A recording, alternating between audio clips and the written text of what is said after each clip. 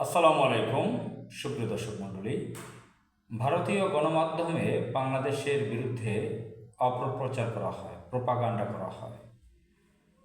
আর এই ঘটনা নতুন কিছু নয়।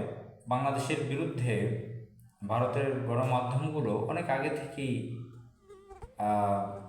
প্রচণ্ড রকমের প্রোপাগান্ডায় লিপ্ত। তারা একটা বিশেষ মাস্টার প্ল্যান নিয়ে কাজ করে। বাংলাদেশ একটি মুসলিম দেশ, সম্ভাবনাময় দেশ। এই দেশটিকে, এই রাষ্ট্রটিকে ভারত সহ্য করতে পারে না। বিশেষ করে ভারত তার গণমাধ্যম দিয়ে ব্যাপকভাবে ক্ষতি করে বাংলাদেশে, ব্যাপক অপপ্রচার চালায় বাংলাদেশের বিরুদ্ধে। তো সেসব বিষয়ে আপনারা জানেন। সম্প্রতি গত 4 মাস আগে 5 আগস্ট তাদের এজেন্ট, বাংলাদেশের যে এজেন্ট ছিল শেখ হাসিনা, চরম চরিত্রহীন একজন নারী ছিল, ভারতের এজেন্ট। সে যখন এখান থেকে পালাতে বাধ্য হয় তাদের কাছে দিল্লিতে, তারপর থেকে ভারতের গণমাধ্যমগুলো চরম পর্যায়ের উগ্রতায় লিপ্ত হয়েছে, বাংলাদেশের বিরুদ্ধে অপপ্রচারে লিপ্ত হয়েছে। এক চরমভাবে তারা উলঙ্গ হয়ে পড়েছে। উলঙ্গ আগে থেকেই ছিল। তাদের লজ্জা, শরম এবং মিডিয়ার যে নিয়ম কানুন, যে শৃঙ্খলা, কিছুই তারা মানে না, কখনোই মানে না তারা। তো শেখ হাসিনা, লেডি লেদুদ্দুরজি পালিয়ে যাওয়ার পরে তাদের কাছে আশ্রয় আছে এখন। এটার পরে তারা চরমভাবে নগ্ন হয়ে গেছে, উলঙ্গ হয়ে গেছে। বাংলাদেশের বিরুদ্ধে যা তা ইচ্ছা প্রচার চালাচ্ছে। ভারতের সন্ত্রাসী সরকার, বিজেপি সরকার, সেটার ব্যাপারে তাদেরকে কিছু বলছে না, এই মিডিয়াগুলোকে থামাচ্ছে না, বরং তারাই শেল্টার দিয়ে তাদেরকে এগুলো করাচ্ছে, তাদেরকে ক্ষমতা দিয়ে অর্থায়ন করে বাংলাদেশের বিরুদ্ধে এসব করাচ্ছে। তো এসব বিষয়ে বাংলাদেশের গণমাধ্যমে নিউজও হয়েছে। আজকে দৈনিক নয়াদিগন্ত তার একটি খবরের শিরোনাম করেছে, আমি অনলাইন থেকে পড়ে শোনাচ্ছি। শিরোনাম হচ্ছে, ভারতীয় গণমাধ্যমে বাংলাদেশ নিয়ে ভুয়া খবরের ছড়াছড়ি। চলতি বছরের জুনে হাইকোর্টের রায়ে 2018 সালের কোটা বাতিল সংক্রান্ত প্রজ্ঞাপন অবৈধ ঘোষণা করার পর বাংলাদেশে রাজনৈতিক অস্থিরতা চরমে পৌঁছায়। এ রায়ের পর কোটা সংস্কার দাবিতে দেশব্যাপী ছাত্র আন্দোলন ছড়িয়ে পড়ে। আন্দোলনে সরকার বাধা দিলে তা সংঘাত ও সহিংসতায় রূপ নেয়। এতে বহু প্রাণহানির ঘটনা ঘটে। শেষ পর্যন্ত আন্দোলন সরকার পতনের এক দফা দাবিতে রূপ নেয়। এরই ফলস্বরূপ 5 আগস্ট গণ আন্দোলনের মুখে প্রধানমন্ত্রীর পদ থেকে ক্ষমতাচ্যুত হয়ে ভারতে আশ্রয় নেন শেখ হাসিনা, যার মাধ্যমে আওয়ামী লীগ সরকারের দীর্ঘ 15 বছরের শাসনামলের অবসান হয়।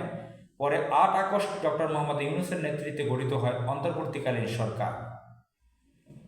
এই অভ্যন্তরীণ অস্থিরতা বাংলাদেশের সীমানা ছাড়িয়ে ভারতেও ব্যাপক প্রতিক্রিয়ার জন্ম দেয়।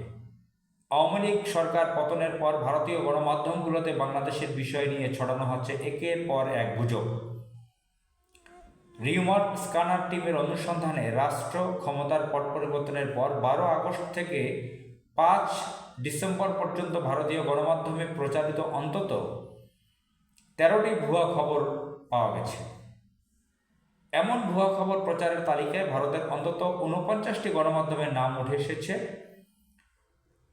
এর মধ্যে রিপাবলিক বাংলা সর্বাধিক 5টি গুজব প্রচার করেছে। পরবর্তী অবস্থানে রয়েছে হিন্দুস্তান টাইমস, জি নিউজ এবং লাইভ মিন্ট, যারা প্রত্যেককে অন্তত 3টি করে গুজব বাংলাদেশ সম্পর্কে 3টি করে গুজব প্রকাশ করেছে। এছাড়া রিপাবলিক,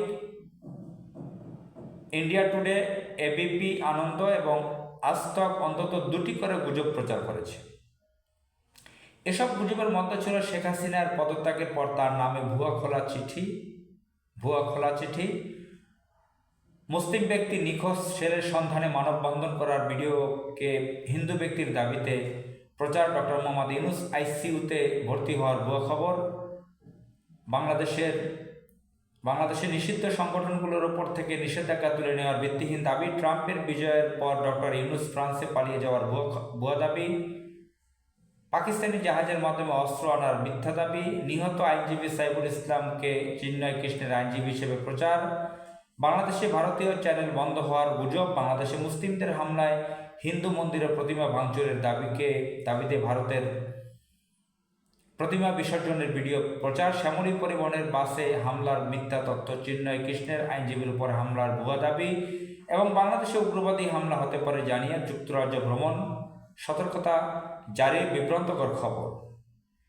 এটা বড় একটা রিপোর্ট, আমি সব পড়ে শোনালাম না, আপনারা দেখে নেবেন। তো বাংলাদেশ সম্পর্কে এ ধরনের মিথ্যা গুজব অপপ্রচার চলছে। আমি আপনাদেরকে গণমাধ্যম থেকে এগুলো পড়ে শোনালাম। অনেকে হয়তো ব্যস্ততার কারণে আপনারা পড়ার সুযোগ পাবেন না, এবং আমি যে ভিত্তিহীন কথা বলিনি, সোর্স আপনাদেরকে সোর্স উপস্থাপন করেছি। কোন সোর্স থেকে আপনাদেরকে বললাম কথাটা, আমরা এমনিতে তো জানি ব্যাপারটা, বাংলাদেশে গণমাধ্যমে এটা নিয়ে রিপোর্ট হয়েছে, সেই সোর্স রেফারেন্স আপনাদেরকে উল্লেখ করলাম, আপনারা দেখে নেবেন এবং ভারতের এই অপপ্রচারের বিরুদ্ধে আপনারাও সোচ্চার হন, প্রতিবাদী হন। আসসালামু আলাইকুম।